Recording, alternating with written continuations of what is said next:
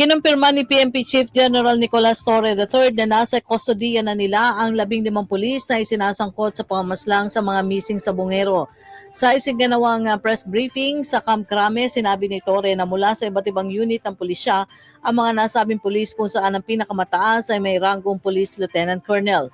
Sa nasabing bilang, 3 sa mga ito ang dismiss na sa serbisyo, isa ang malapit na magretiro, habang ang iba ay pawang mga aktibo pa. Subalit sinabi ni Torre na hindi nagtatapos sa 15 ang mga pulis na maaaring sangkot sa pagkawala at pagpatay sa mga missing sa Bungero dahil posibleng mas madami pa dito ang bilang base na rin sa salaysay na iba pang saksi.